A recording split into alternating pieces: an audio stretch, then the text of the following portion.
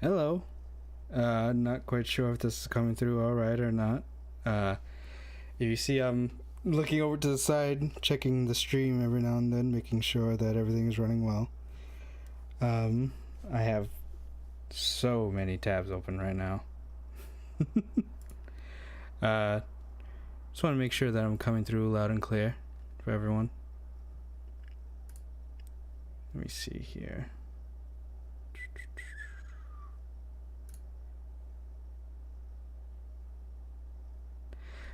Yes, I have a nose now.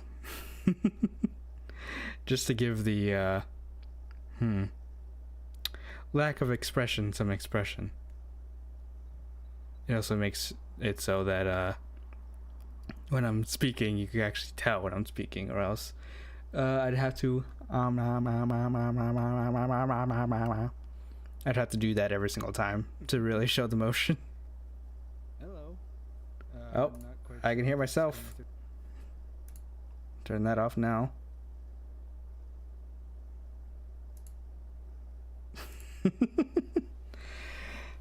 They can say whatever they want.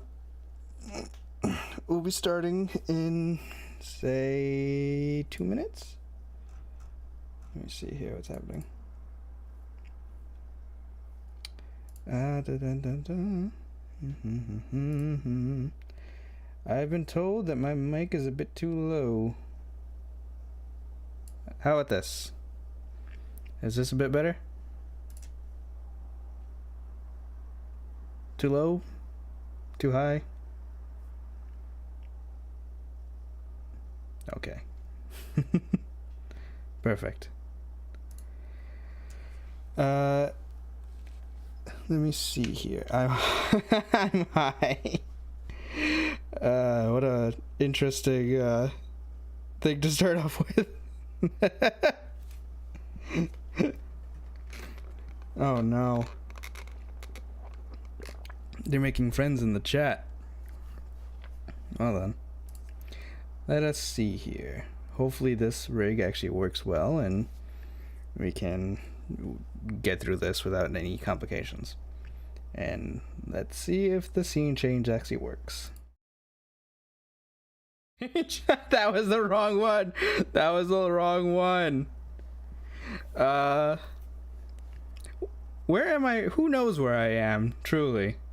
Or what these ominous figures next to me are. Or, well, not next to me, behind me. They're little friends. There we go. Alright, is that working? Can everyone see that? Wow, wow, wow, wow, wow, wow, wow, wow, wow, wow.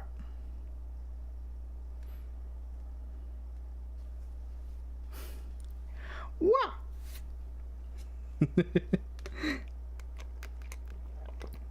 Perfect. Now, oh god, we're 15 seconds too far. There we go. And let's make sure that everything is... Do we want... Actually, no, we don't want that. Not right now. Let's make sure that the quality is good. I'm drinking orange mango. This is gonna be great. Yeah, you have been stuck on those Minecraft ARGs for a while. Not that I blame you, because I listen to them basically every day. Oh. Please don't be behind me. That's very concerning. Actually, there's like someone like right here. You know? Okay. It is 9:12. I think we are good to go. Let me just make sure. Yes. All right. We are good to go. That's her. Alrighty. Well then. It is time to get started. Is everyone ready for some spooks and some scares? Well, from what I remember of this series, this is a lot less... Can you rotate the screen this way? What do you mean? I can't see the back. I can't see the back of the screen. What do you mean by that? But no. You stay out there. No. you stay out there. If you wanted to watch, you should have been in here.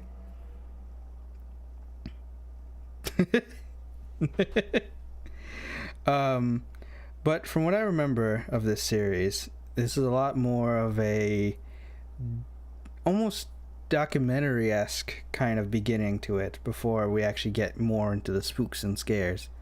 So this is also a very long series from what I recall. I believe there's like 22 videos, but not all of them are super long. Some of them are like from 5 minutes to 10 minutes. So we'll get through them together and see what we can get through. All right. I'll occasionally pause and go over what we have, seen. Is that a good way of saying that? Yes. All right. We'll do a little evaluation on what's going on at the end of every video. Or if there's really nothing, then we'll just continue to the next one. Man, that's how you know our attention spans are screwed. All right. Well, if 22 episodes, 5 minutes long. Well, I mean, I'm not going to do the math on that one because now my attention span isn't that long. All right. I think we've waited a little too long already. Let's actually just begin. And then, make sure to tell me if the audio is either too high, too low, and we need to make sure that everything is audible for everyone. Okay? All right. Video begins in 3, 2, 1. I'm just going to turn it up just a little bit.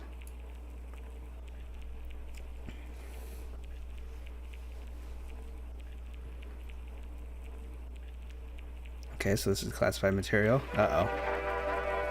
Foundation's gonna have my ass for this later. Life has thrived for millions of years. Creatures big and small have found ways to adapt and evolve to flourish in all types of environments.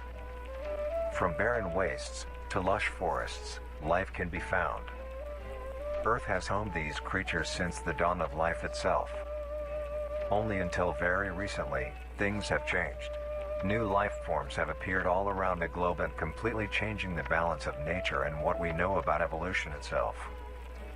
That is why we, at National Living Meat Research, have been studying these new species, trying to help educate everyone about these creatures and their wondrous ways of life. First, what are these new life forms? Since their explosive arrival across the globe in 1931, there has been much debate on what these newcomers are, and where they came from. What's wrong with the name? Are they extraterrestrials coming to invade Earth? Or are they demons who come from hell to purge humanity? From what our scientists have discovered, the origins of these creatures are solely to Earth, miraculously out of nowhere. We don't know why or how, but one thing is for certain, Earth is now their home. What these creatures are is mysterious and still not well known today. But here's what we do know. These creatures are comprised mainly of muscle tissue, organs, and bones. They greatly resemble animals with no skin, or store-bought meat. Because of these characteristics, they have been named accordingly as Vita Carnis. The Carnis species consume decaying, organic matter, but their main diet is composed of raw meat, not including their Carnis relatives. The Carnis only appear in places where there is an abundance of crawl, which leads to the first creature of the Carnis species, the crawl. The crawl is a growth of meaty tendrils that closely resemble the small intestine, the only difference being the dark red coloration. These tendrils grow in a similar pattern as vines, mold, or fungi. A primary stem structure is the host to divisions of other, smaller branches. In each tendril contains a variety of veins, arteries, and other similar organs used to transport nutrients absorbed from its surroundings. The ends of these tendrils are equipped with organelles used to absorb water and organic matter necessary for growth. The source of these organic materials is mainly found in dirt and soil on surrounding surfaces. Using its root-like tendrils, it absorbs the material and processes it into usable energy. Although, the crawl also obtains energy through another means. Using a sophisticated form of photosynthesis. The dark pigmentation of the smaller branches is ideal for absorbing sunlight, and therefore allowing solar energy to fuel the crawl's growth.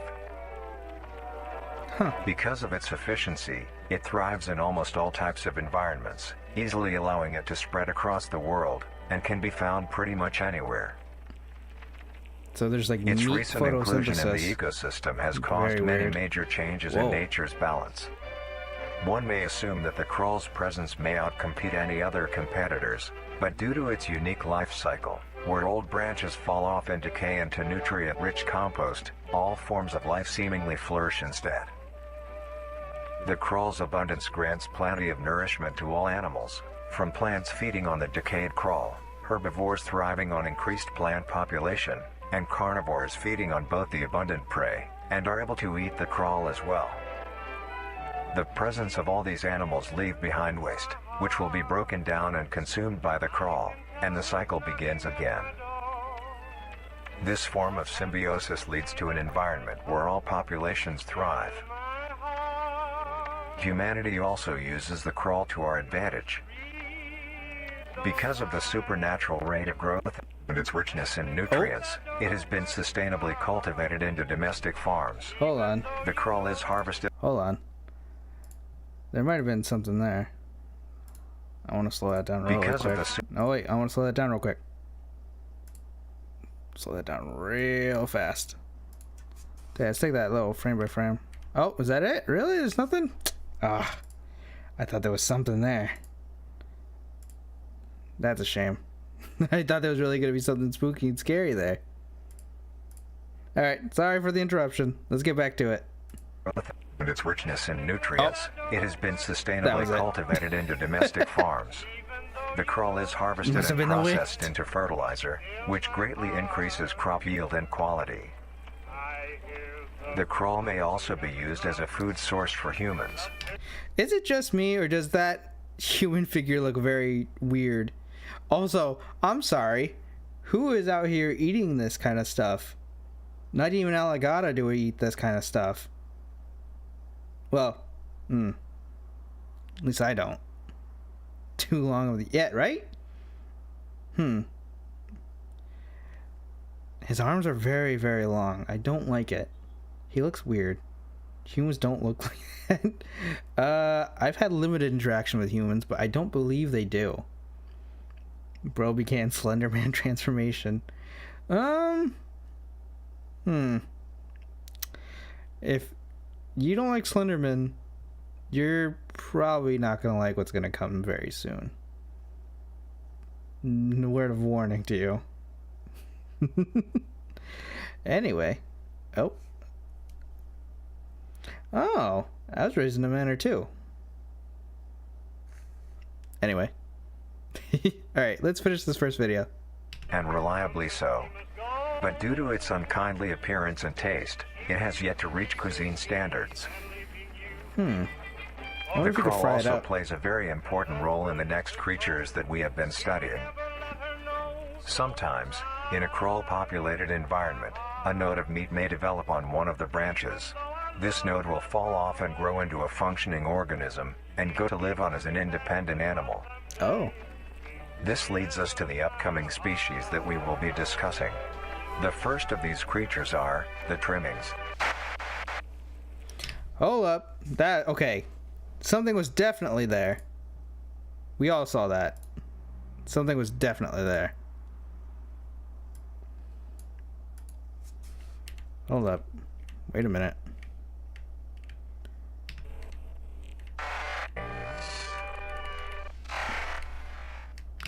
Oh. No.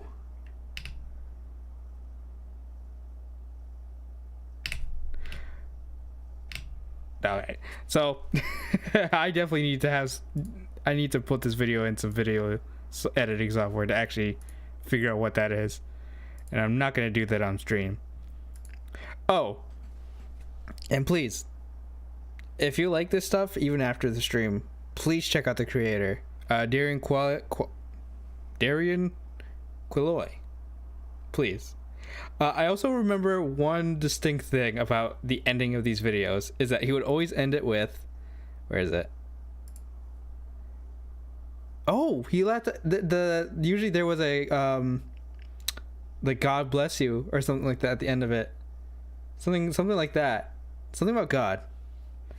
But I guess that's no longer there. Huh. All right, on to the next one. Trimmings. The trimmings. Trimmings are small animals that resemble skinned raccoons. Goodness. They are commonly known to have a plump body, round head, small eyes, nose and ear holes, and an agape mouth. They are also equipped with a diversity of limbs. All individual trimmings are unique, each with a different body shape, number of limbs, and other characteristics.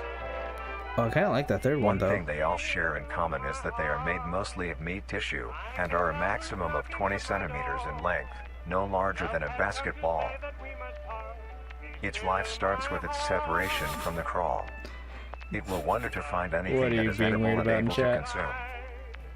Although it is an omnivore, being able to hunt meat and forage for plant matter, trimmings are almost entirely scavengers. Their diet consists of rotting plants and meat, including, but not limited to, fruits, vegetables, roots, seeds, insects, and deceased animals. So they're almost like a biological waste disposal, kind of, where like they'll clean up any decomposing matter, whether it's like vegetation. It's vegetables spelled wrong, or is that just me? Maybe I'm dumb. Vegetables.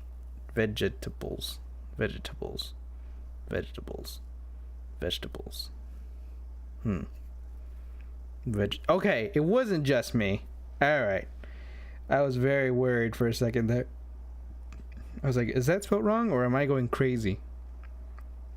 Vegeta bless. But they seem interesting. They seem like very interesting creatures. But, it's hard to go off of just that little drawing, though. Maybe we'll get a bit more experience with them later on. Although its appearance is unsightly, it is a cowardly creature, only fleeing, screeching, and hiding when threatened. Because of its lack of defensive traits, it lies near the bottom of the food chain, making it easily overpowered and picked off very regularly by predators. Naturally, its population would eventually die out. This is not the case. The crawl constantly produces a large quantity of trimming nodes, keeping up their numbers. Naturally, trimmings can be found wherever there is abundant crawl. Trimmings grow at a decent pace, reaching maturity at around 7 months, having a maximum lifespan of 2 to 4 years. Raccoons also have 2 to 4 years of lifespan, I believe. Has no and there's that very weird thing though. Trimmings into society. Their overabundance has even considered them pests. Hold on. Look at this guy. He's just happy to be here. You know, he's happy. Like, he's stuck. He needs help getting out. This one, on the other hand, is not quite sure I'd like to see that when I'm going through an attic or basement. He's just a little guy. Yeah, you're not wrong. The average caver experience of being stuck. Yeah, you're not wrong. You are not wrong. Due to them digging through trash bins and making excessive so they're noise just at night. furless raccoons, is what I'm getting. Besides all of this, some people still keep trimmings as pets and relatively domesticate them. Nuisance or not, trimmings are a wondrous creature. From their plentiful numbers to their skittish nature, they are truly a thing to behold. The next species on our list is the meat snake. Ooh. Now, I know there's stuff that we're missing because I'm not pausing and trying to figure out what it's in those little glitches. But on a stream, I feel like that's not really something we're looking for. But what we gather from these videos so far is very interesting. So the crawl is some kind of biological vegetation that's covering nearly the entire planet, or anywhere that it can possibly grow. And then these trimmings are basically the buds that grow and then finally fall off and become a form of biological life in their own right that look similarly to naked raccoons is what I guess we have decided on.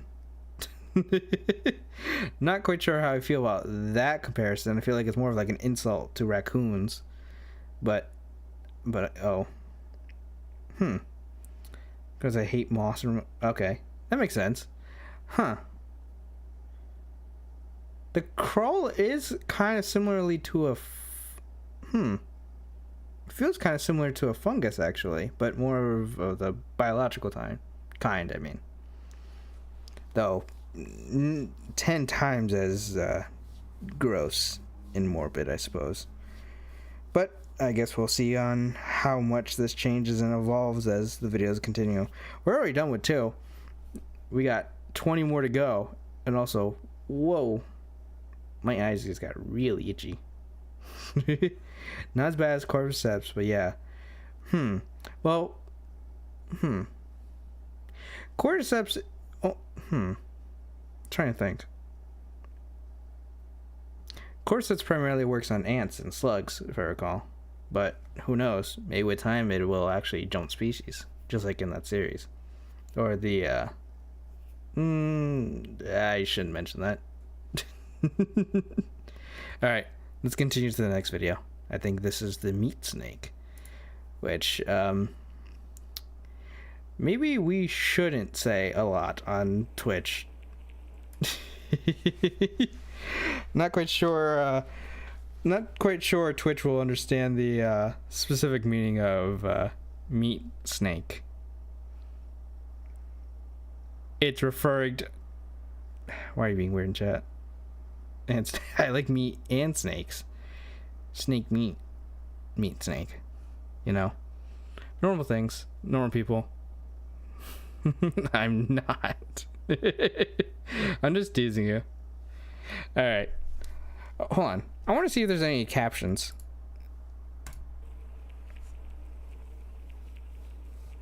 My eye's itchy.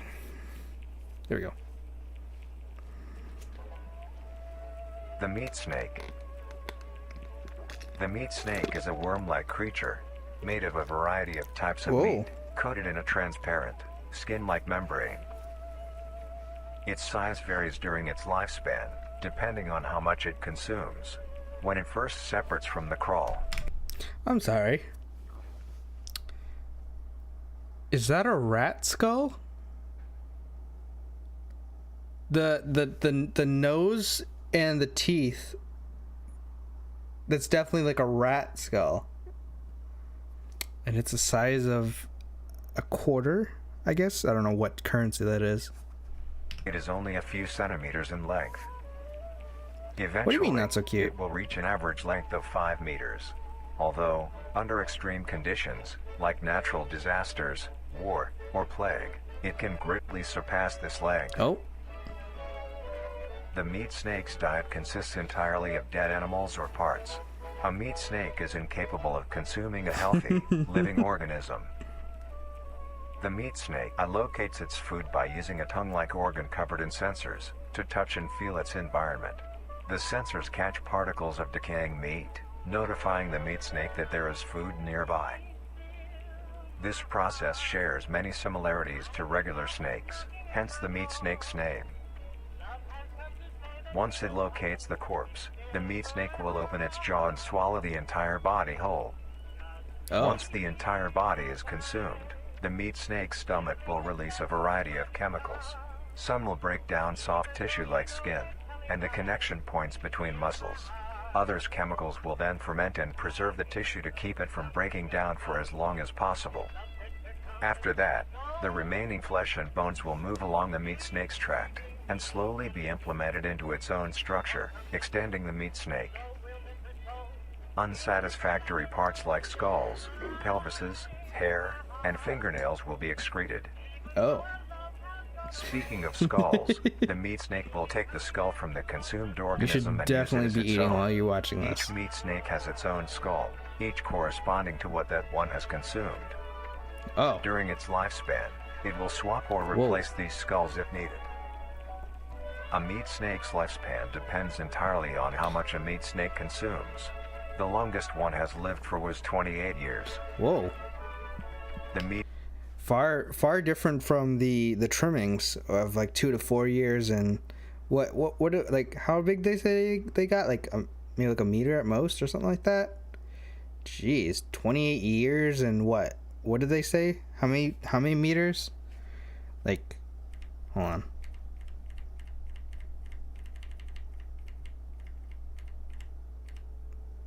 Five meters. Wow. Huge. Big boy. This is a big snake. Oh, and I definitely have lost our place in the video. We were like right here. Yeah, like it's huge, you know? Y-U-G-E, huge. The longest one has lived for was 28 years. The meat snake has no predators and is immune to disease due to its preserving chemicals. The only significant ways a meat snake can die is through starvation, burning, or complete destruction of the meat snake's membrane coating.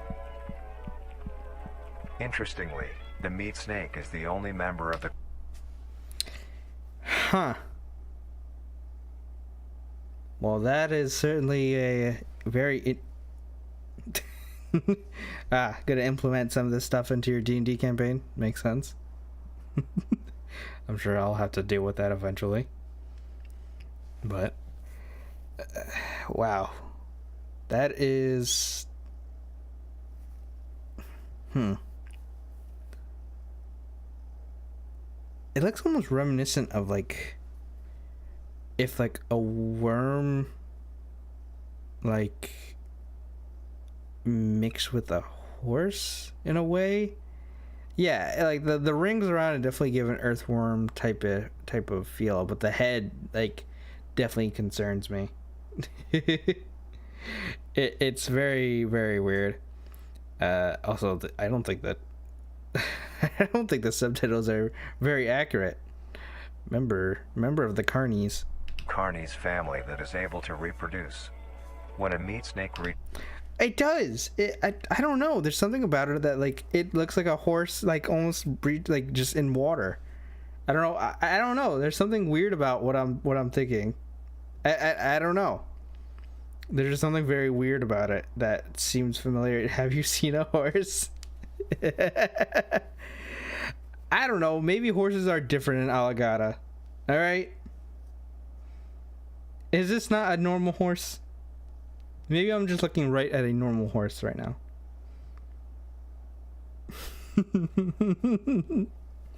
I could see I'm upsetting some people here. I presume some horse lovers. I don't think it's that strange.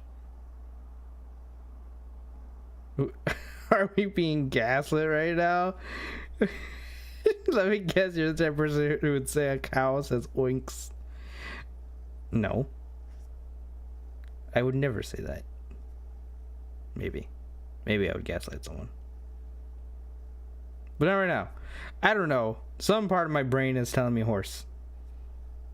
Who knows? Maybe devour a horse. Maybe it devoured a horse. And that's why it's so huge. Or huge. Huge? You get what I mean. Y-U-G-E. Huge. Okay, alright. The only member of the Carnis family that is able to reproduce. Enough of the horse talk. When a meat snake reaches an excessive size, and is in the conditions to do so, it will commence mitosis, splitting itself in two. Then the now two meat snakes will go on their separate ways and live on as two distinct organisms. Meat snakes can only be found in moderate temperature climates, not too hot, not too cold. Their population depends entirely on the amount of corpses available. Wait a second. Wait. Hold up. Wait a minute. I just realized something. I need to check and make sure that the YouTube stream is actually visible. Hold on a moment. Because, okay, good. It is public. I just want to make sure. Just checking. Sorry about that. Sorry for the pause. Oh, good. Okay. Alright. We're good. Alright, let's continue. There are meat snakes. humanity will use them to our advantage. Meat snakes are a very efficient and clean way of disposing of any meat products. Well, there you go. The preserving Seems like fluid they're using within them the already. meat snake's body disinfects the carrion, preventing the spread of disease. Humans use meat snakes in butcher shops as a waste bin, dispose roadkill, within war on the battlefield to dispose of festering bodies and parts, and within zoos to dispose of deceased animals. Oh. They are extremely tame, not caring of any... I'm sorry. They are very tame.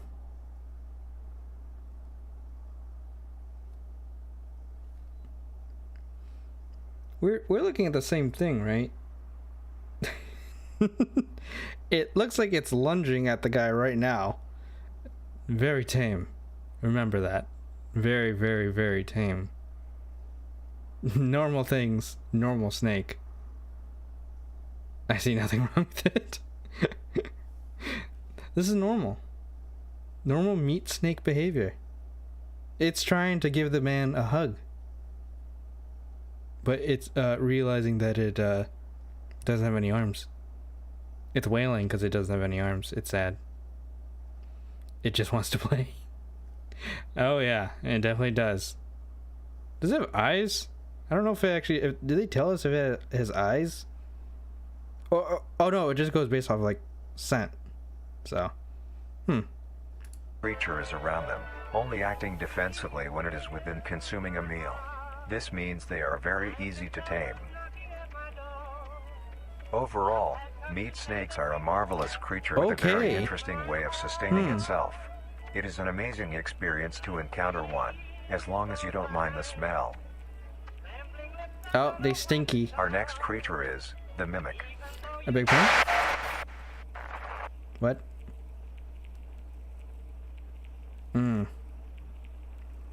Concern.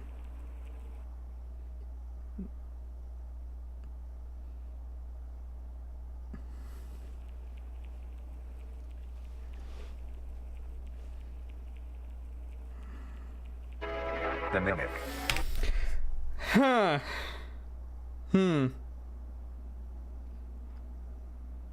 Well then. I think the little humanoid that they have on in it was oh.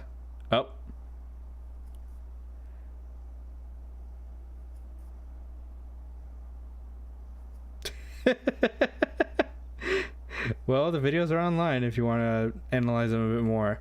I see nothing wrong with this human. My sibling in the king, that is not a human. Look at that face. Humans have noses. That does not have a nose. Also, I don't think their eyes are that big.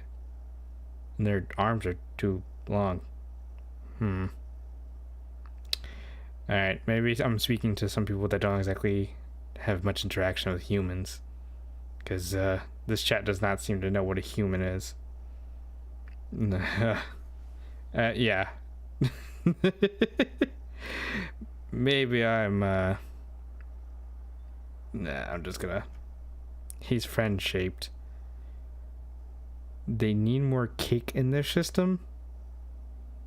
What do you mean by that? What are you implying by that? What do you mean by that? Explain yourself.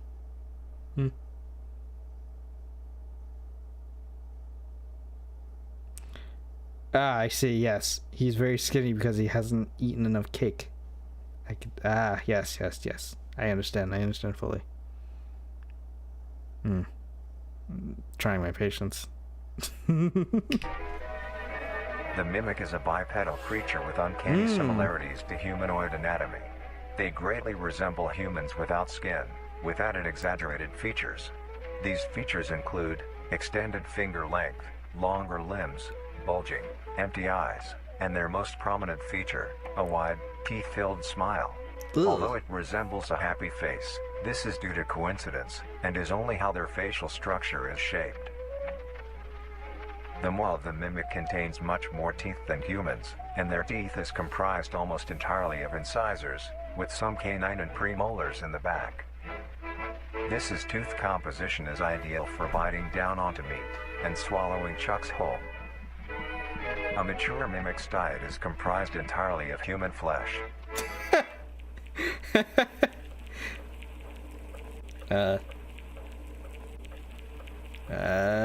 Because of this, they are found solely around human-populated areas.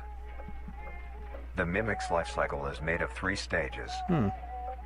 In the first stage, a young mimic separates from the crawl. They closely resemble their trimming relatives, but are thin, sleek, and only...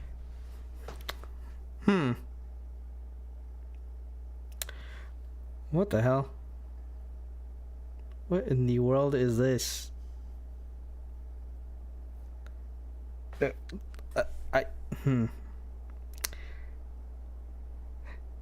This face is staring into me, and I don't quite like it.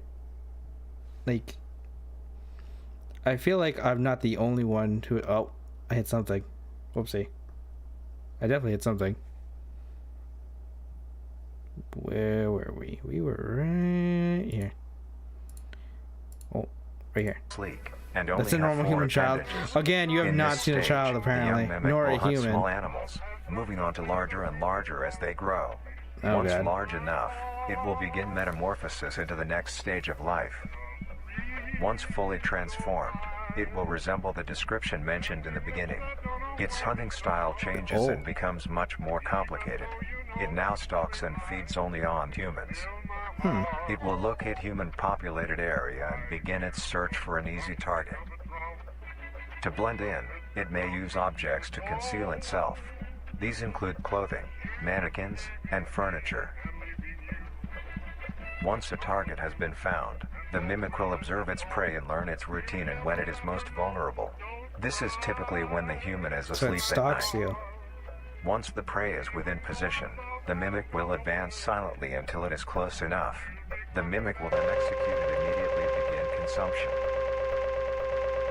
Once the mimic has had its fill, it will leave the scene, a fair distance away from the human population, and begin to digest its meal.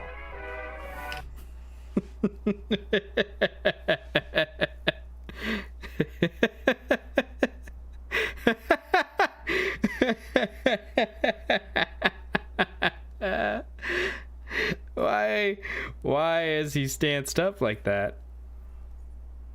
He looks like he's just trying to show you where he lives. He's like, welcome to my home.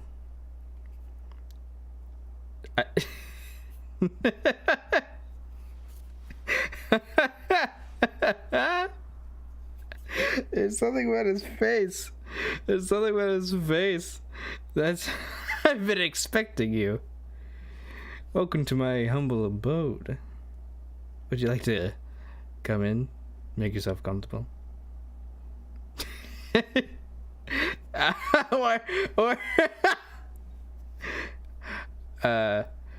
Sir, I'm afraid to inform you that I threw up.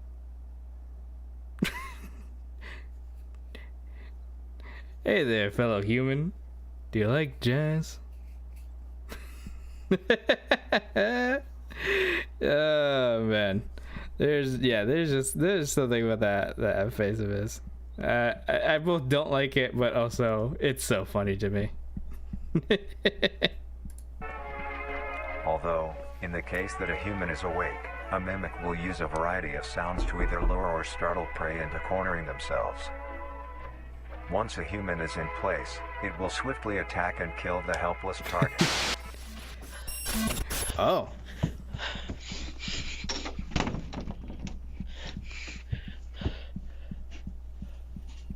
It seems like we get some first-person accounts.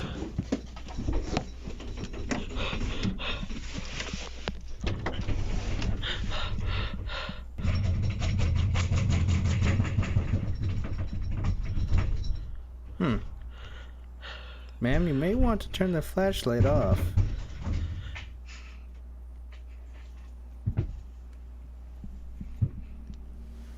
Uh-oh.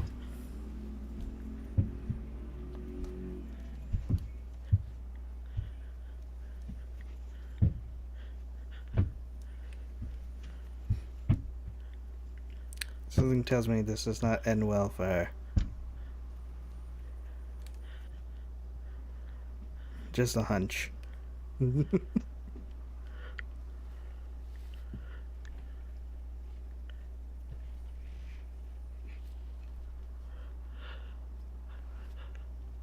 Hmm.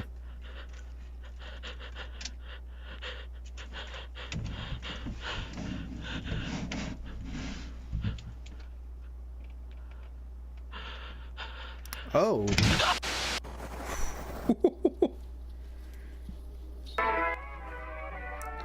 The next stage of the mimic's life cycle has two potential morphs it may develop into. The mimic from Vita Carnis and Dead by If a mimic has Daylight? a consistent supply of food, it will develop more human-like features. It will grow skin, hair, and by the end will look nearly identical to a human being. It now can blend entirely into civilization and lure other humans. Wait a second. Wait a second. Maybe that's why the drawing of those quote-unquote humans looked so weird. They're not humans. They're mimics. Interesting, interesting. Or the person who is doing this PSA does not know how to draw a human. Maybe they're a mimic. Maybe you're a mimic. Anyway, back to the video. Humans more effectively. The second type of morph happens when a mimic receives an overabundance of food. It will grow into a larger, more evolved hunter. Come on. How am I supposed to take that seriously? How am I supposed to take this guy seriously? Look at his face. He truly just looks like he's happy to be here. Hi. Hello. Hello. Can I come in? He's so happy. He's so happy to be here. He looks like he looks like oh my god, what is his name from fucking Marionette from FNAF? He looks like a tall version of what's that character from Smiling Friends, the little purple dude? What is his name? Oh my goodness. Oh my god. I'm gonna have to look it up. I have to look it up. Pim? Is that his name? Hold on. Yes, he looks like Pim. He looks like Pim, but if he was like tall and slightly nightmarish. All right, Pim. That's his last name. Pimling. All right, sure. Why not? All right, back to the video. Its proportions will increase in length, and its humanoid features will fade away. Oh. It grows a thick, dark coating of a flexible skin, which is highly durable, and increases in strength the more the elder You mimic weren't kidding about the consumes. handwriting. This excludes the face, which is now coated in a pale pink skin. The mimic's teeth have also moved deeper into the mimic's throat, leaving its mouth a toothless grin. It uses the dark hue of its skin to hide seamlessly within a dark environment. Its skills have also been heightened. I see what you mean by This that. makes an elder mimic one of the most efficient predators on the planet. Because of the obvious threat this poses on humanity, nations around the world have released instructions on how to be able to fend for yourself in a mimic encounter. Here are the instructions. 1. Avoid going out alone if your location is known to have mimics, or there have been mimic sightings. 2. If you encounter a stationary mimic, seemingly unfazed by your presence, quietly leave the location and alert your local authorities. 3. If pursued by a mimic, get yourself into a position where you are able to flee. Mimics will rarely attack if a person has a clear escape route. 4. In the event that you have been cornered by a mimic, roll into the fetal position, protecting your neck, face, and vital organs from attack.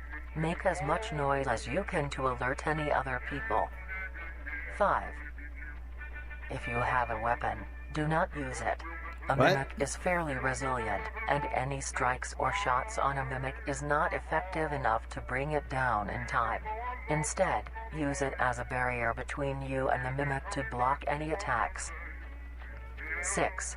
That seems sus. In a situation where a mimic is hunting in the immediate area and is not aware of your position, hide somewhere low, like under a bed or behind other furniture. A mimic will not linger too long to search for prey, and will move on. Be safe, and avoid any encounters with a mimic at all costs. Next up, the Harvester. What? Oh. I don't know. Something about this PSA seems very off, like blocking, defending. I guess it's if you have a barrier or weapon with you, use it as a means of blocking, defending. But if you have a weapon, wouldn't it just be easier to use the weapon? I feel like not doing anything is, like trying to defend yourself is better than nothing, Sure, it might not be effective in taking it down, but it might be a deterrent at least, But that's just me. Also, I'm going to close my... Oh, I can't close Steam. Wait, no. Hold on. Oh, wait. It's gonna... Hold on. We need to switch over to another scene real quick.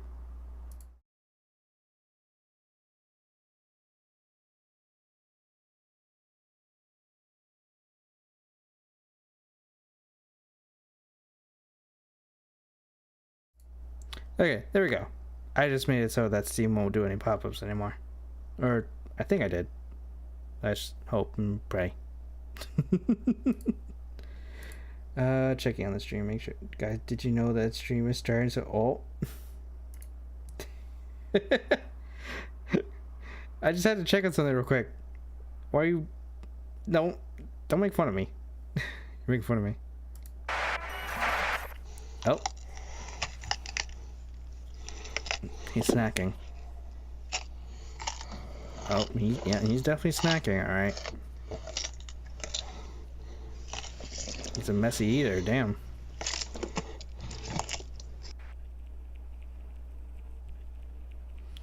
Oh, you missed, yeah. You missed the mimic. I think you would like this one.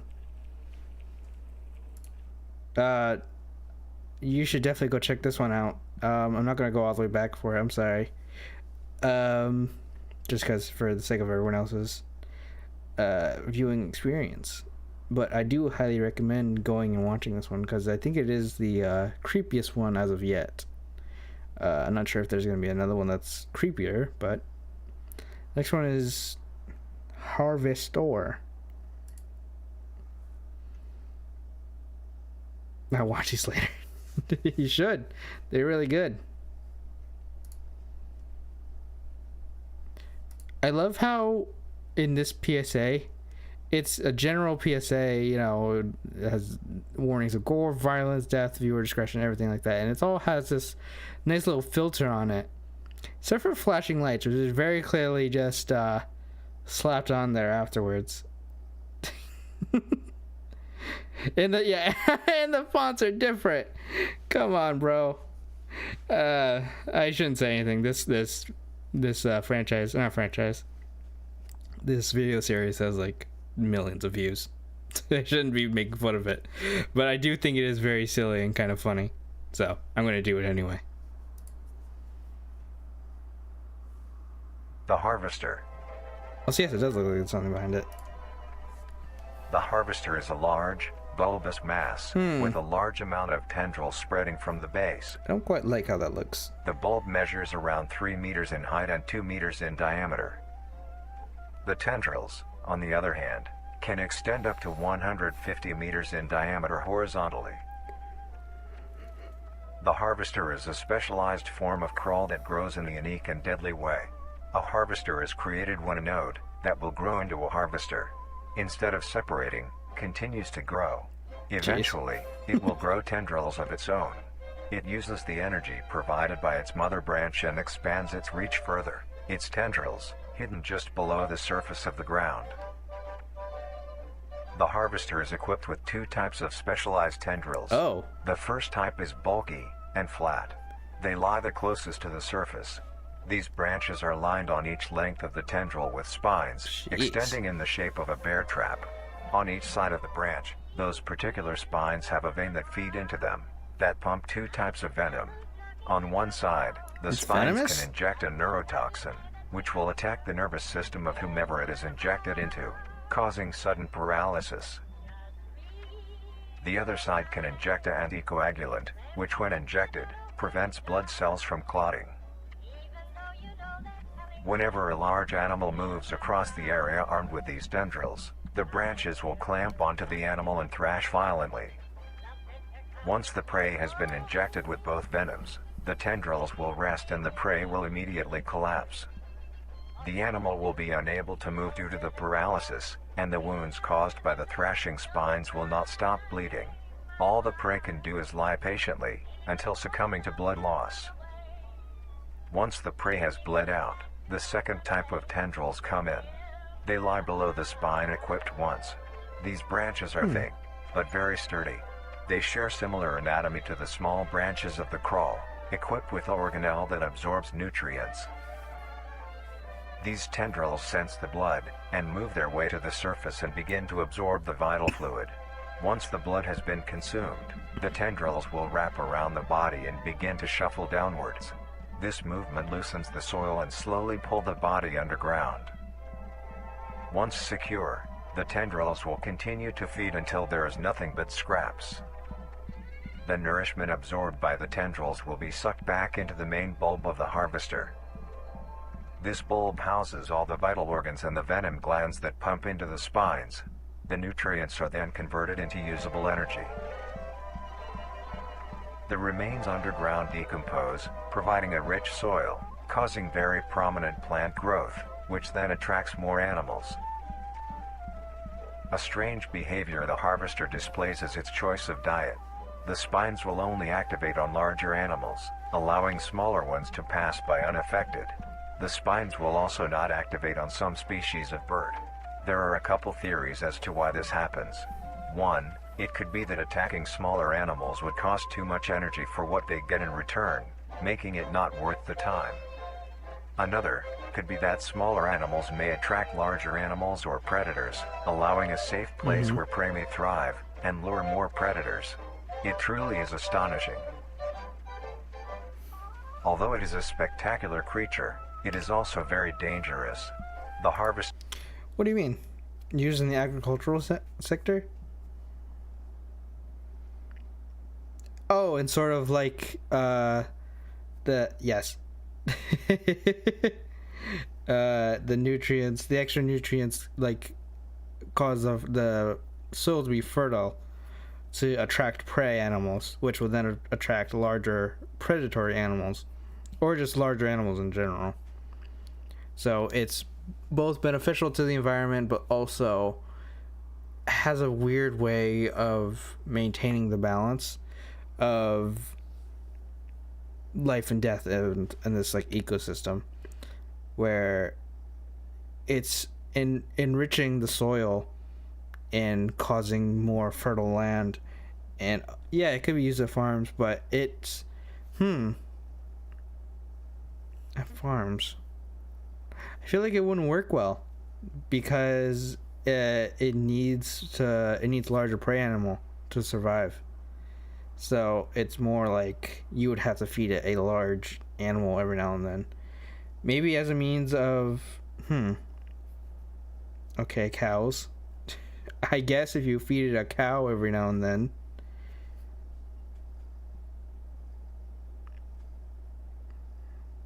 Okay, you lost me at people. I'm not exactly against it, but I think that might cause the farm to shut down. Humans tend not to be so appreciative of being fed to weird organic plants. Though, maybe things are different in this world. Is decently rare, only populating sparse areas in the northern hemisphere and woodland forests. Oh, a lot less popular. If you are stung by a harvester, there will be no way of helping you, being that there is no cure, and fatality is 100% positive. The best thing you can do is avoid encountering a harvester in the first place. If you are hiking, take note of any warnings or signs saying that there are harvesters around. If you also notice an abundance of lush, ground-dwelling plants in a forested area, and there are no signs of wildlife, this is suspicious and you should leave the area. staying close to the Literally base sus. of large trees or rocks. If you find yourself in the middle of a harvester ground, do not panic. Sudden movements may activate the tendrils and will inject you. Although a harvester is rather forgiving, do not risk any skittish movements. Remain calm. If you have any objects with considerable heft, like coats, backpacks, or full water bottles, gently take that object and lightly toss it towards the bulb, and away from your escape route. This will activate the spines on where the object lands, distracting the bulb for a moment. You will then slowly begin to do wide shuffles away from the bulb. If possible, throw another object when you are certain you are a fair enough distance away, just to be safe. Continue until you are completely sure you are out of harm's way. You may come out unscathed, but don't be too obnoxious, or you will be a harvester's next meal. Next up is the host.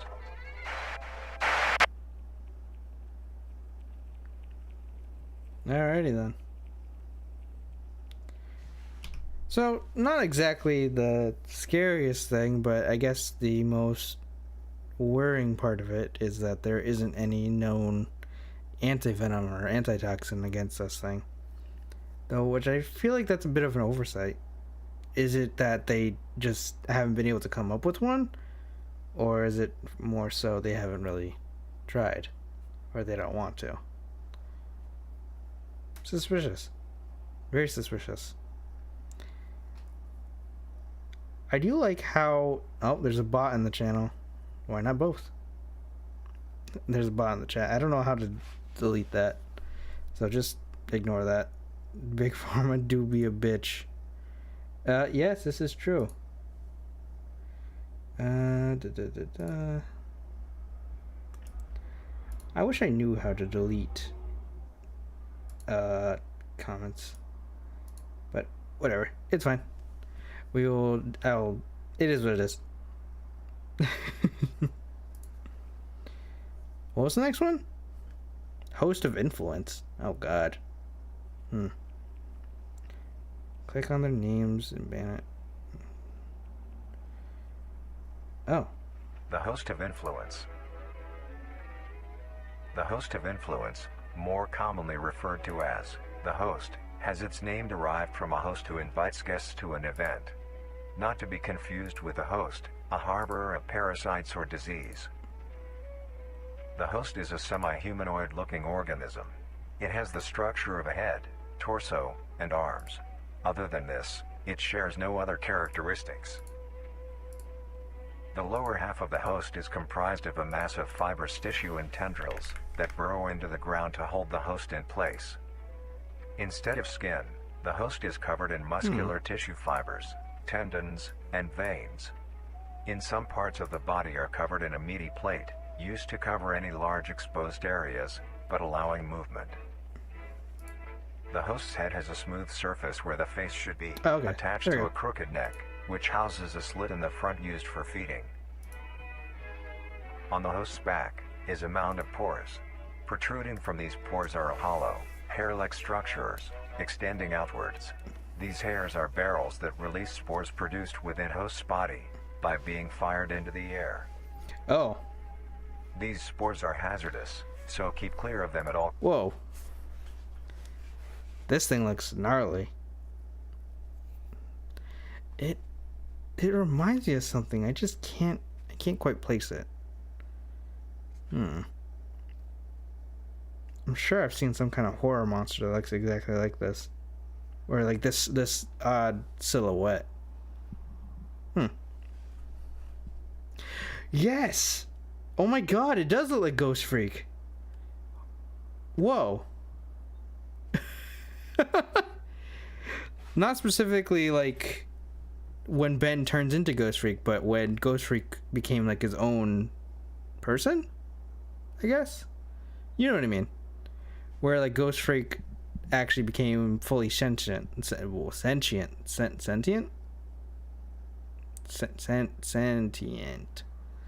That word. You get what I mean? That word. Yeah, it does look like that. Wow. Costs. Luckily, the host is rare, only found in North America.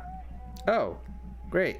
Obtaining info about the host is a very risky and daunting task. This is because of their rarity and of how dangerous it is to be up close to one. The source released by a host is very dangerous when inhaled. A host will release a cloud of spores into the air, which will be picked up by wind and carried great distances. If an organism inhales the spores, the particles will find their way into the organism's brain and infect them. An infected organism will show no symptoms of infection right away, but a couple hours after infection the infected organism's behavior and thought process will change. The first symptoms that appear are restlessness, sluggish movement, numbness of joints, and lack of coordination. Then more serious symptoms appear over time. These include dizziness, migraines, impaired speech, and trembles. If you or someone you know show these symptoms, contact poison control or emergency services. Eyes are getting dark. After a total of 6 to 7 hours after infection, the organism will cease all activities they were previously doing and begin to walk. The direction the infected will walk is towards the host whose spores have been inhaled by the infected individual. If the infected makes their way to the host, they will kneel down in front of it, expose their vital organs, and the host will promptly gut and remove those organs. Oh. The host will consume them and discard the leftover scraps. However, if an infected organism doesn't reach the host within a 36-hour span or is treated for their infection, the effects will wear off and return back to normal. If a host is unable to find prey or doesn't like its current location, it will unroot itself and move to a new location. Hold up. Wait a minute. This thing can move? Oh, God. I thought it was stuck there. Like the, previous one. That is terrible. I hate that. Wait, how does it move? Is it just like shambling on its arms? Does it have legs?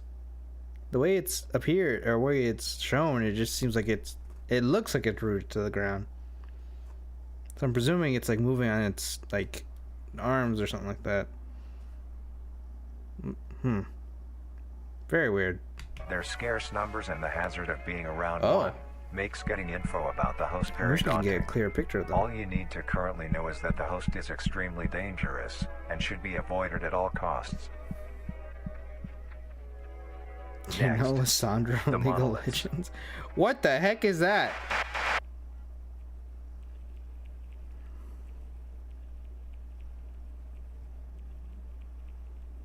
Doesn't she just move on like ice?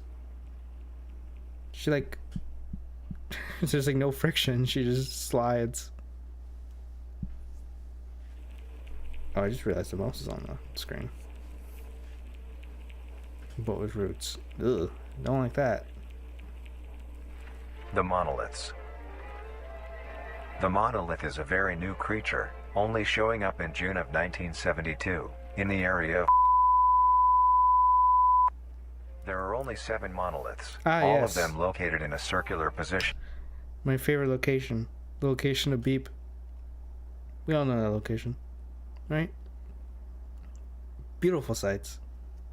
Gorgeous place.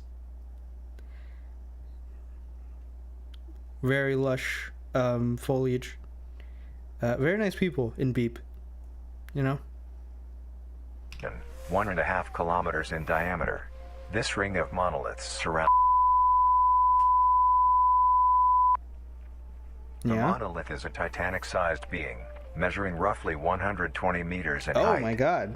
Very Each tall. monolith has 2 trunk legs that are firmly embedded underground.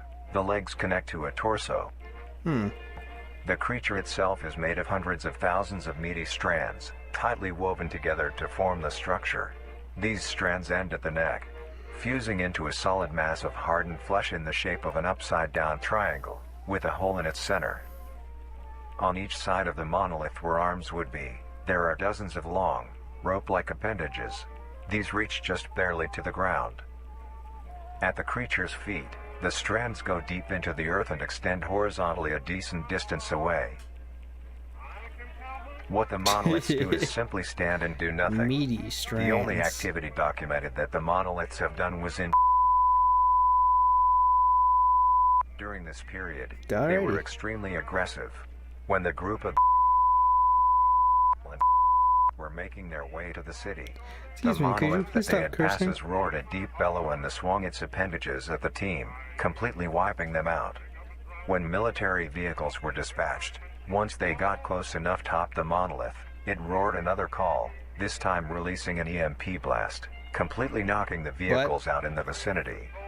Finally, long-distance rockets were fired and struck the creature. He's calling what they do aggressive, then swears like that. Whoa.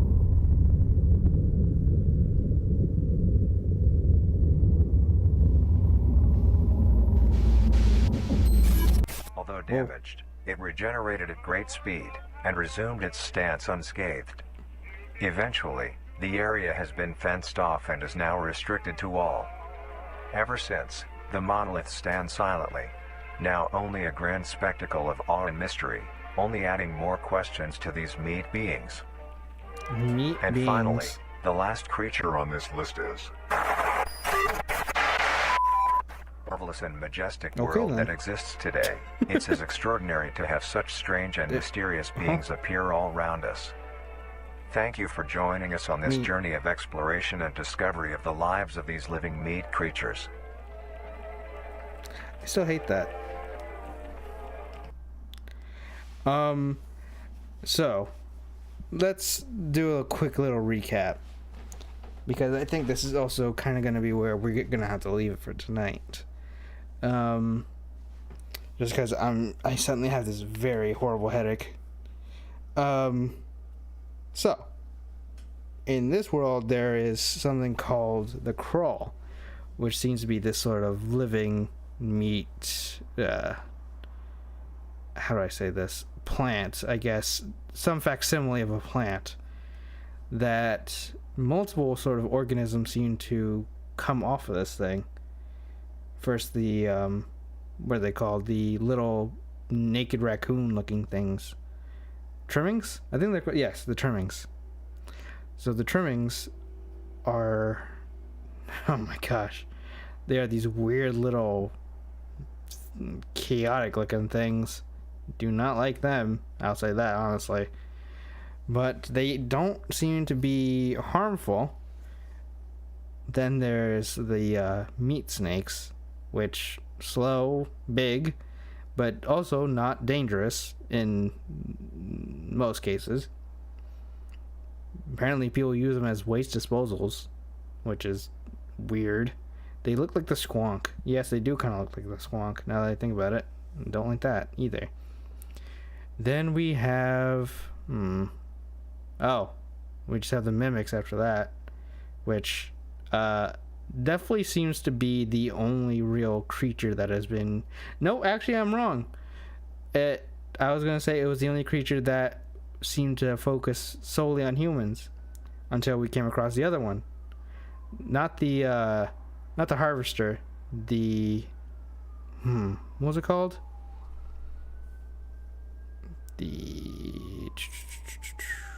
What was it called?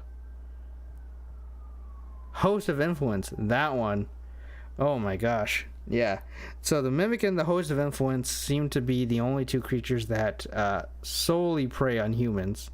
Though I guess the mimics do hunt animals in their younger stages, and then evolve and can evolve even further into looking nearly identical to humans, or becoming this super mimic, which is a thing.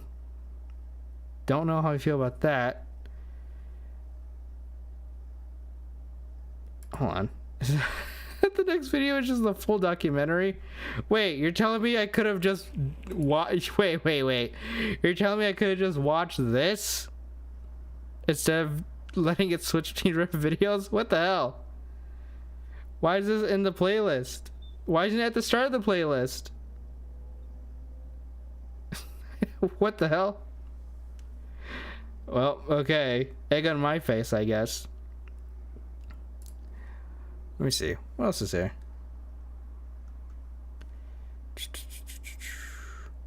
Oh. Cheese crawl penne. That's right. I forgot. It's been so long since I've seen these. Oh god. My ears. What the heck? They said about this in the beginning, where people actually eat the crawl, or they're trying to get people to eat the crawl, or they think people can eat the crawl. I guess this is a cook-along. Let's leave off on this one, actually. We'll finish this video, because I'm genuinely curious. I can't remember what actually happens in this. Greatest discovery of the age. Baby, let this feeling in. Have any information of the whereabouts of Be making a dish that has recently gained a fair amount of popularity. Today's dish That will looks be a disgusting. cheesy crawl penne. Huh? What the hell? To start off, these will be the ingredients you will need. 3 cups of penne pasta. Roughly 3 cups worth of fresh crawl. Try to get a variety of sizes when you buy yours, or when you harvest them yourself. 1 cup of cheese. Half a cup of green onion. 1 teaspoon of salt. 2 tablespoons of Cajun spice. 2 tablespoons of parsley. 1 tablespoon of dill. 1 tablespoon of garlic. A pinch of pepper. And finally, the most crucial ingredient, Nutrier Company's newly released Flavor Enhancer. What? To bring out the richness of flavors within each and every meal. Or it can be a normal person and, First, you know, get a actually, why is he medium-sized wearing gloves pot and a fill half hazmat of it suit? with water. Bro, get the water in the pot. Hello? You're cooking, not doing science. Add a pinch of salt, which is used to help the pot come to a boil faster and help flavor the pasta. What the hell? Then, set aside to boil. Grab your crawl and a sharp knife. What is Begin to this? cut the meat into a rough mince. Ugh.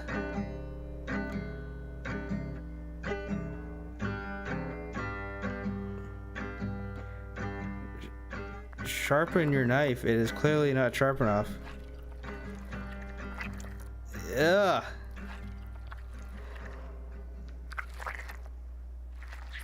Why to get quiet? Yes, that is one dull ass knife.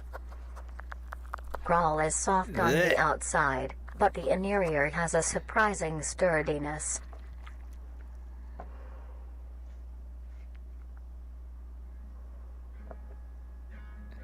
Then, gather the meat and set aside.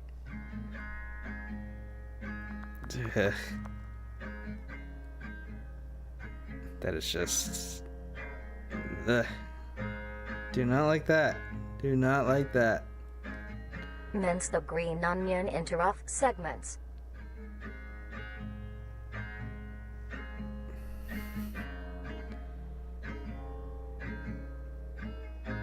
Take this mince and set aside as well. Next, grab your skillet and preheat with Clean the along cutting some oil. board. Oh God! Why? Take your minced crawl and That is spread just- it evenly across the skillet.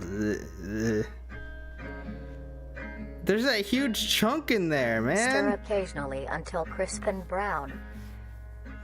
Yay. As your water reaches a boil, add your penne and stir occasionally. Minced my ass.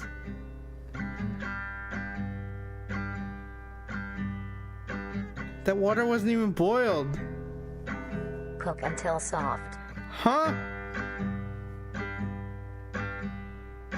At this time, your crawl will be brown and crisp. Add your minced green onion and then the spices. What in the world? Mix well. That is not enough spice in there. Once your pasta is finished cooking, strain it. I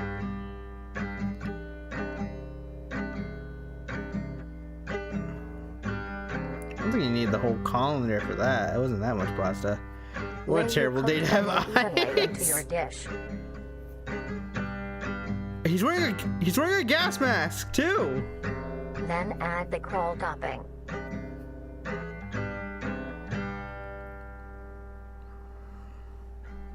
Actually, yeah, with how he's cooking, I would wear a gas mask too. Thank God I don't have like actual receptacles for that. Sprinkle a generous amount of cheese along the still warm crawl for it to melt.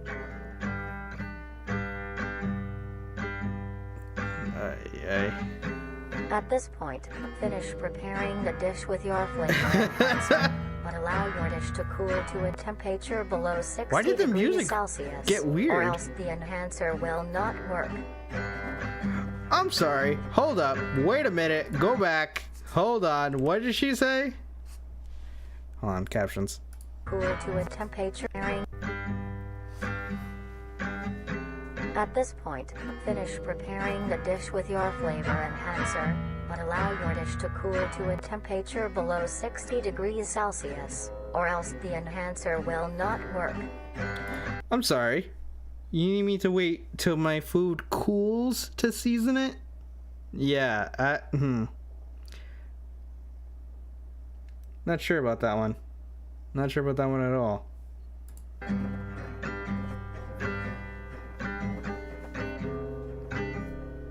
And now, you may serve and enjoy.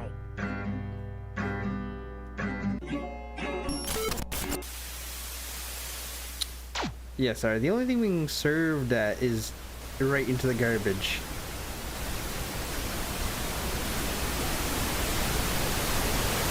Hello? My ears? Hello? Oh.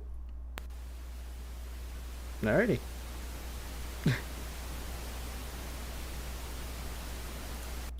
I know it's still hot, but the notion that I need to wait till my food cools even slightly to season it, it sounds very weird to me.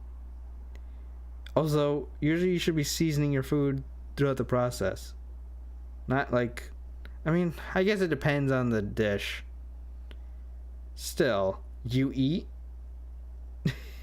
You eat. Hey, more to come.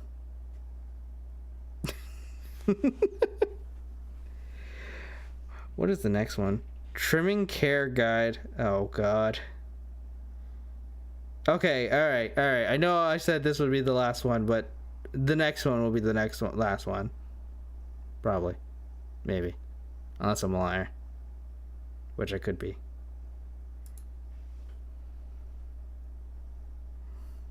How long is this one anyway? Many people get pets for companionship. They form bonds and grow relationships with these animals, even to the point of them being considered a part of the family. Most people get dogs or cats, but maybe you want something more interesting. Then, you may want to get yourself a trimming. These lumps of meat have grown a reputation to be a loving companion for many people in the recent months.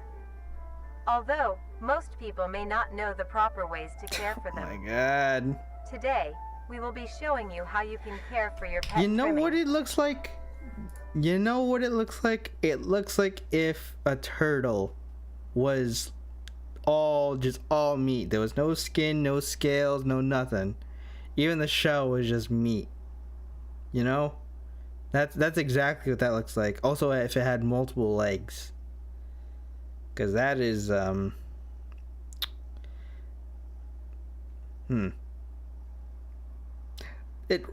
feel like I'm right here. It looks like a turtle. But in, like, the facsimile of a turtle. Something trying to be a turtle, even though it's not. Or sorry, a tortoise. A tortoise. Taking care of a trimming is fairly easy, but this is no reason to slack off.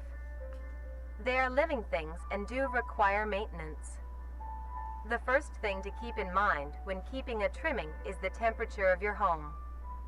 While trimmings are resilient to both high and low conditions, you want to keep your base temperature near room temp, maybe slightly cooler. That being said, trimmings prefer warmer areas to nest. A simple setup you may use is a box with some blankets on the inside. Make sure there is enough for your trimming to cover itself. Just yeet that thing in And there. now, you have a comfy Alrighty. bed for your buddy. Next, you want to give your trimming the best diet possible. Trimmings are not picky eaters, and will eat anything you give them. To keep your trimming healthy and strong, a diet of dry cat or dog food that is high in protein, provided 2 times a day, is best. As a treat, you may give your trimming any scraps of your food. Oh, Things like apple cores, banana peels, or eggshells Banana are peels. a perfect snack. A thing to remember is trimmings are nocturnal and make plenty of noise.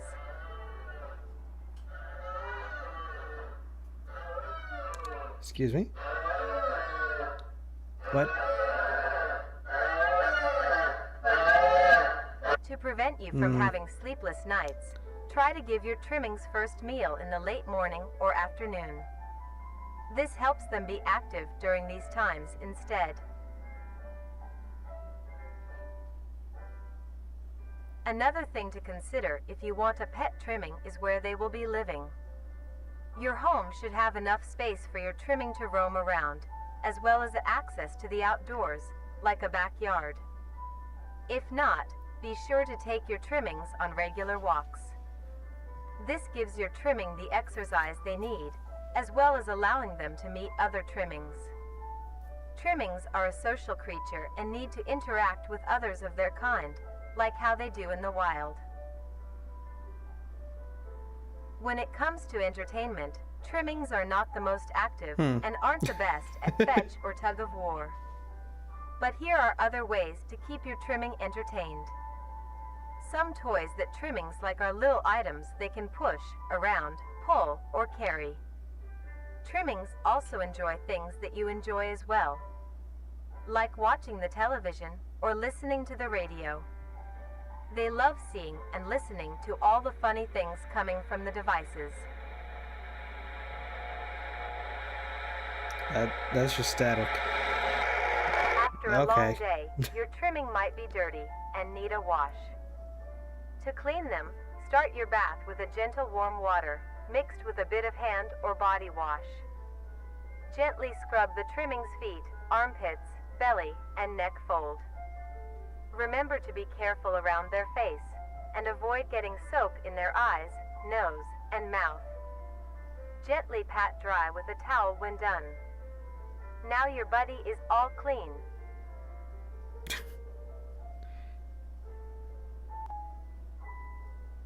So it's like a naked cat, And lastly, but worse. as said before, trimmings are social creatures, so be sure to give them plenty of affection.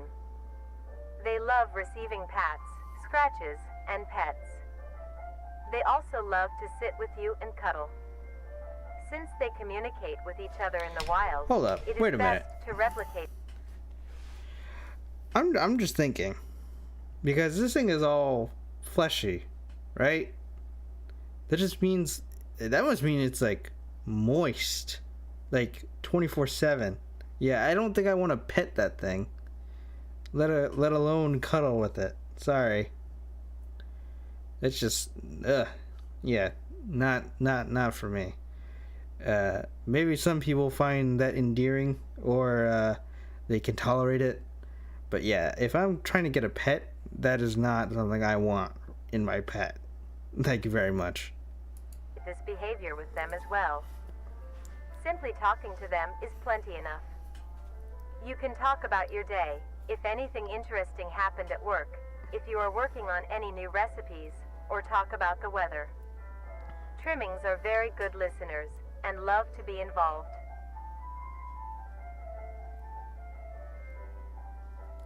With all of these in mind, You are now well equipped to have a trimming become a part of the It family. looks like you got punched in the eye. Do things right, and you will have a companion for a long while. Whoa!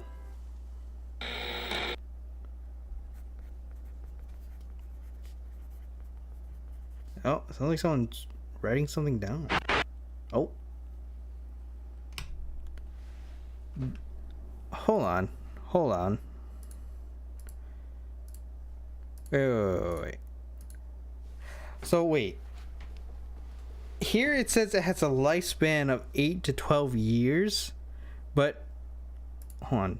I could have sworn I thought they only last like 2 to 4 years. That's why we're like they're like raccoons.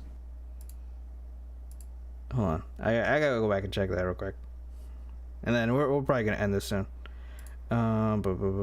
Trimmings.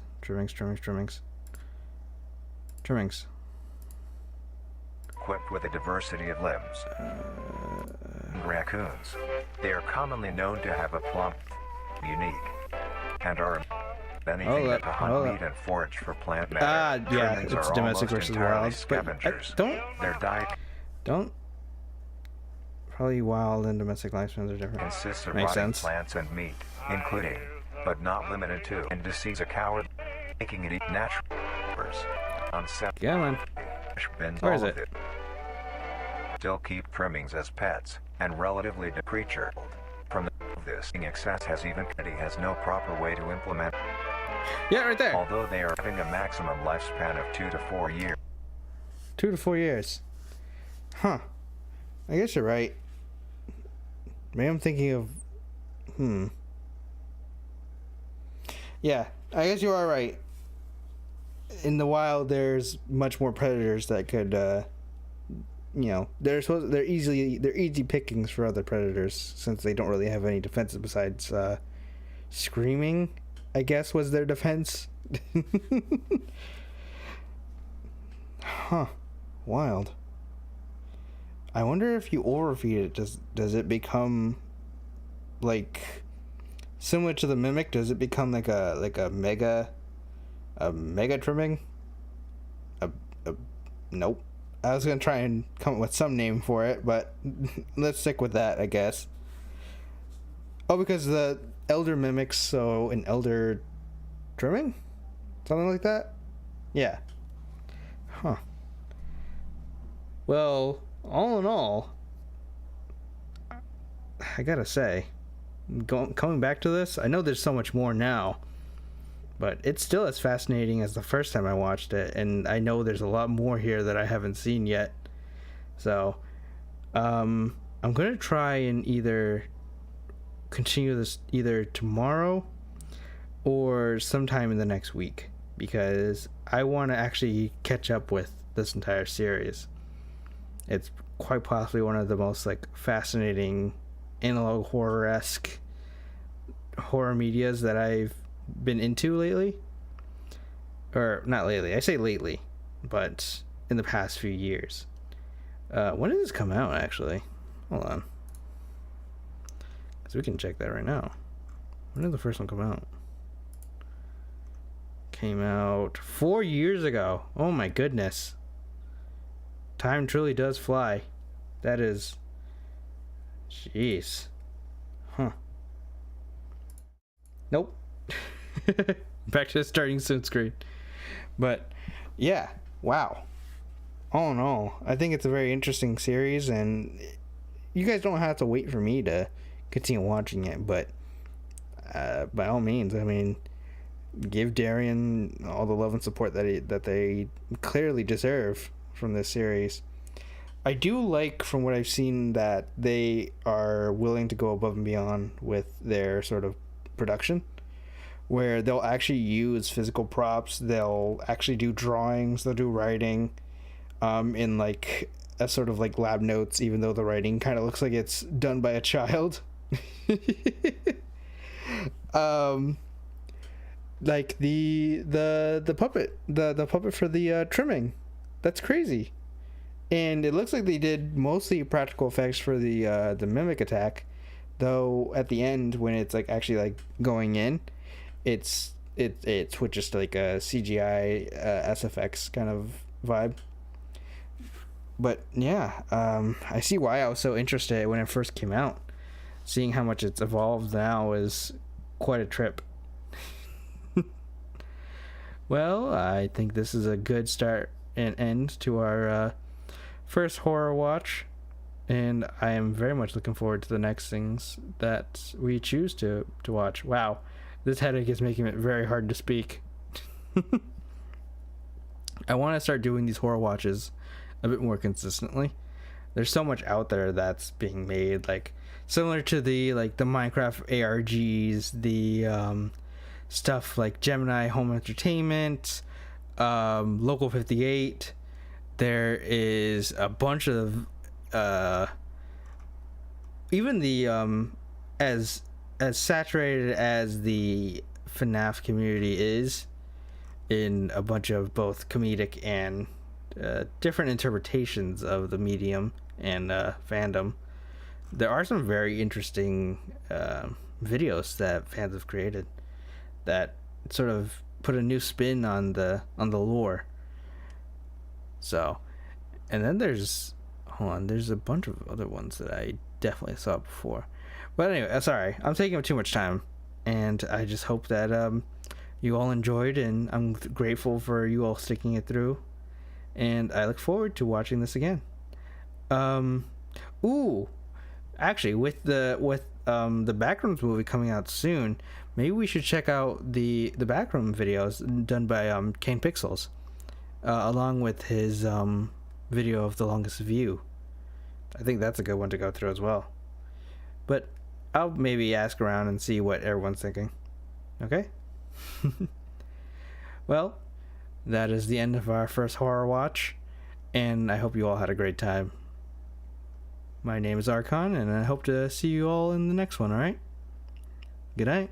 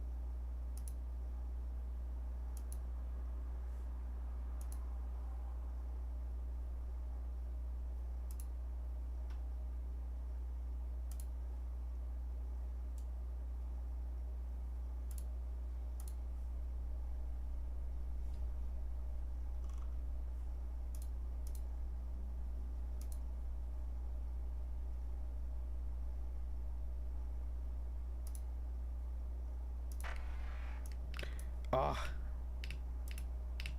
No!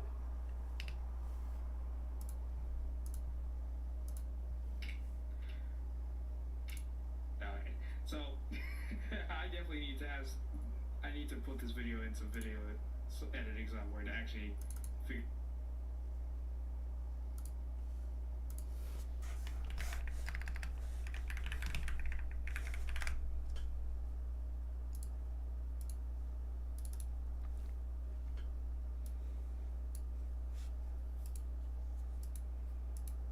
Knows where I am, truly.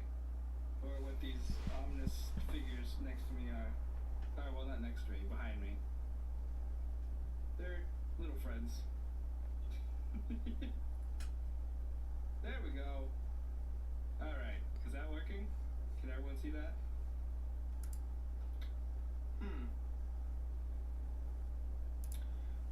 What the hell?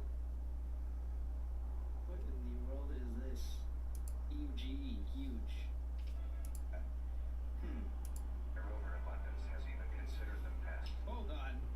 Hold on. Look at this guy. He's just happy to be here.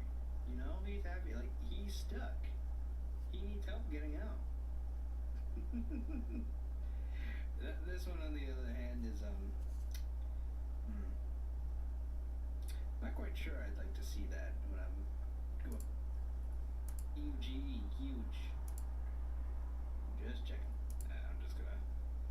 He's friend-shaped. They need more cake in their system? What do you mean by that? What are you implying by that? What do you mean by that? Explain yourself. Just in the beginning.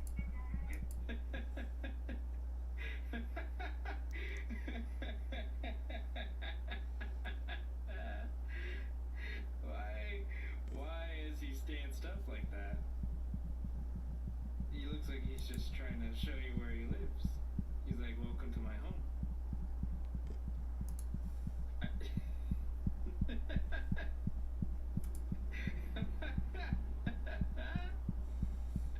There's something about his face. There's something about his face. That's... I've been expecting you. Welcome to my humble abode. Would you like to come in? Make yourself comfortable.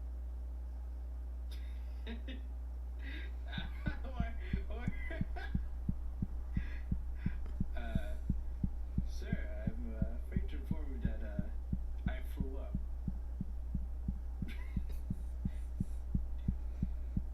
Hey there, fellow human. Do you like jazz? Oh man, there's something about that face of his. I both don't like it, but also it's so funny to me. Although, in the case that a human is awake, a mimic will use a variety of sounds to either lure or startle prey into cornering themselves. Once a human is in place, it will swiftly attack and kill the helpless target. Oh.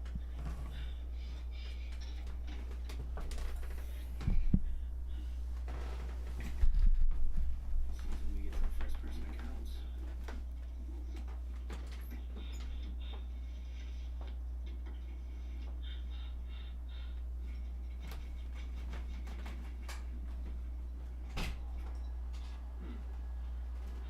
Maybe I want to turn the flashlight off.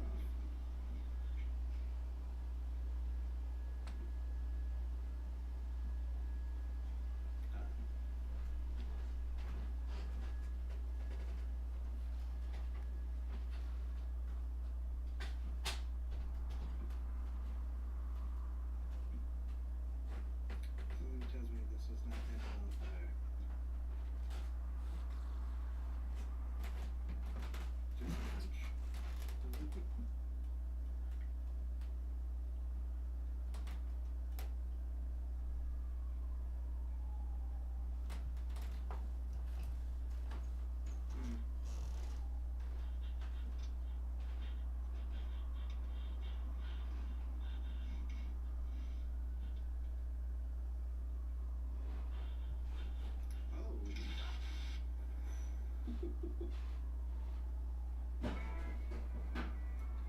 The next stage of the mimic's life cycle has two potential forms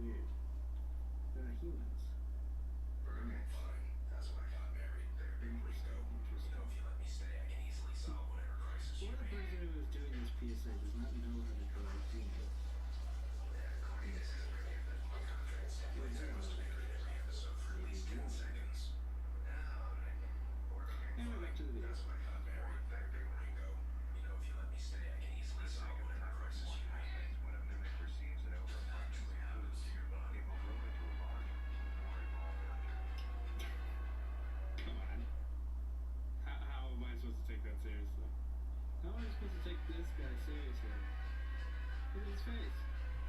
He truly just looks like he's happy to be here. Hi. Hello. Hello.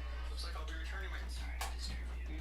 Offering complimentary teeth whitening services until 5 o'clock if you're interested. I have some literature on the process, safety information. I didn't come here to read. Classic. The special ingredient was carbamide peroxide, which is so close to the acidic agent found in teeth whitener that the police thought she must have bought an off-brand batch during her last adoption trip to Cambodia. It's tingling. Then there's my Uncle MacArthur. Sir, you got about a 30-knot wind coming out of the north-northwest, just so you... I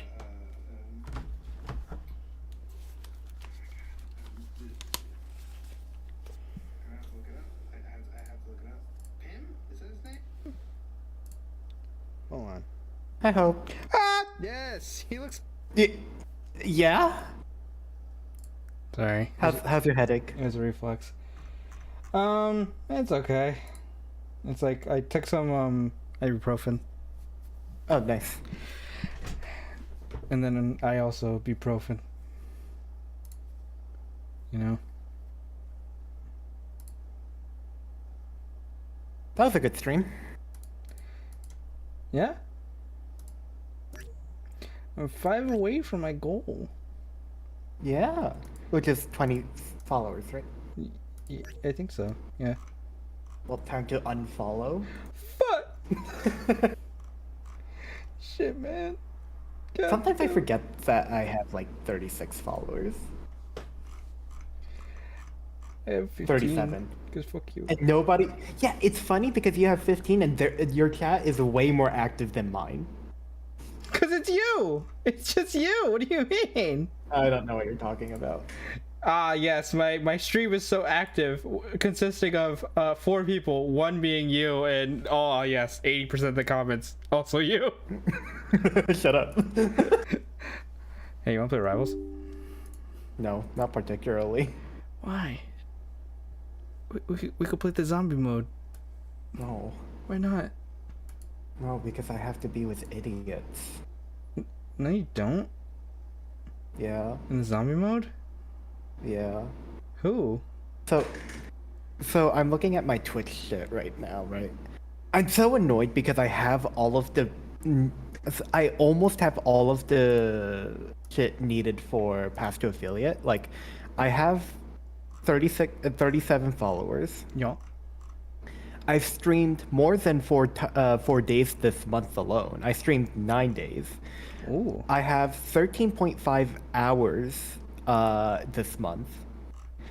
So I have all of those criteria met, except for the last one, which is minimum of 3 average viewers on 4 different days. And I'm so annoyed.